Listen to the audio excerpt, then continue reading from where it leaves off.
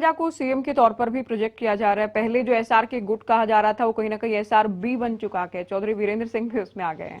वो बार बार कह रहे हैं कि चंडीगढ़ भेजना है शैलजा को, ये विधानसभा चुनाव लड़ेंगे। तो चौधरी वीरेंद्र सिंह को बुला के पूछो, मैं तो उनके साथ हूँ।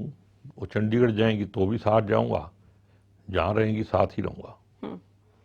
आप उनके साथ हैं, कुमारी शैलजा के साथ हैं, वो फिर दिल्ली रहे या चंडीगढ़ रहे, कहीं रहे, क्योंकि खुद भी उनकी ओर से जो बयान इन दिनों सामने आ रहे हैं और रतिया को लेकर कहीं ना कहीं उनकी ओर से इच्छा जताई गई, पिछले दिनों बयान उनका सामने आया है। तो लग रहा है कहीं ना कहीं कि सीएम पद के लिए इन दिनों हरियाणा कांग्रेस में दौड़ चल रही है। कहीं पद यात्राएं निकल रही हैं, कहीं शैलजा अपनी यात्रा निकाल रहे हैं।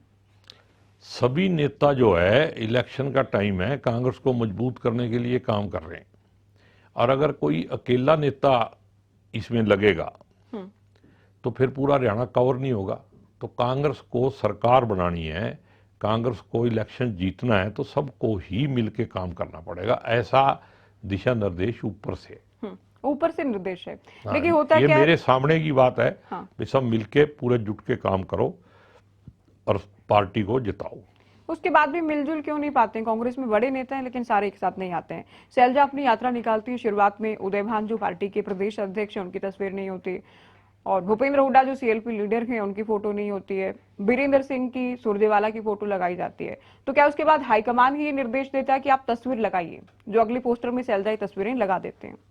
अब इसका जवाब तो वही दे सकते हैं जिसमें मेरी इन्वॉल्वमेंट नहीं है, जो मेरे दायरे से बाहर की बात है। उसका मैं जो जवाब दूंगा वो एक मिथ्या प्रचार की तरह चला जाएगा बस। तो आप कह रहे हैं आपको जानकारी नहीं है कि ऐसा कोई निर्देश दिया गया या फिर नहीं?